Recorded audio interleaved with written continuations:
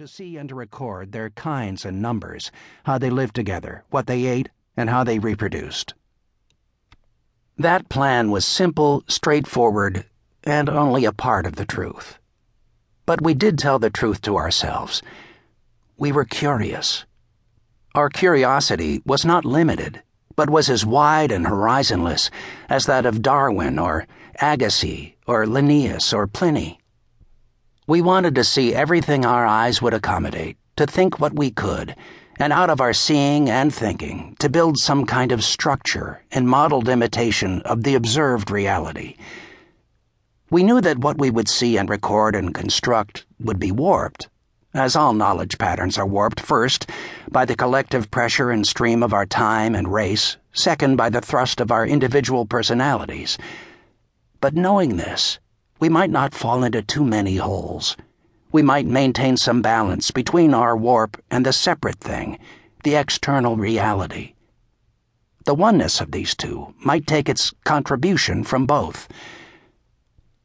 For example, the Mexican Sierra has XVII 15IX spines in the dorsal fin. These can easily be counted. But if the Sierra strikes hard on the line so that our hands are burned, if the fish sounds and nearly escapes and finally comes in over the rail, his colors pulsing and his tail beating the air, a whole new relational externality has come into being, an entity which is more than the sum of the fish plus the fisherman.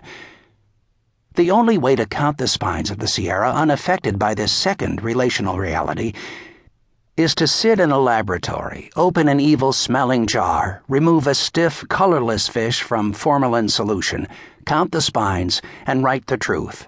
D. XVII 15IX. There you have recorded a reality which cannot be assailed, probably the least important reality concerning either the fish or yourself. It is good to know what you are doing. The man with his pickled fish has set down one truth and has recorded in his experience many lies. The fish is not that color, that texture, that dead, nor does he smell that way. Such things we had considered in the months of planning our expedition, and we were determined not to let a passion for unassailable little truths draw in the horizons and crowd the sky down on us.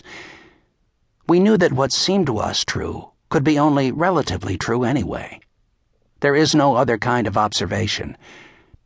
The man with his pickled fish has sacrificed a great observation about himself, the fish, and the focal point, which is his thought on both the Sierra and himself.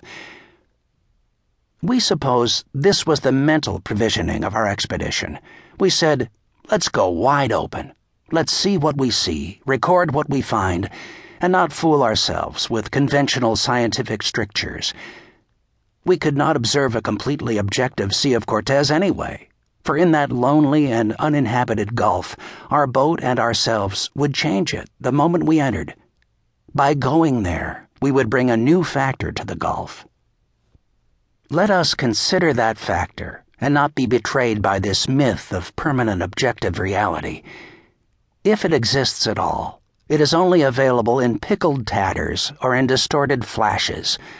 Let us go, we said, into the Sea of Cortez, realizing that we become forever a part of it. That our rubber boots slogging through a flat of eelgrass, that the rocks we turn over in a tide pool, make us truly and permanently a factor in the ecology of the region.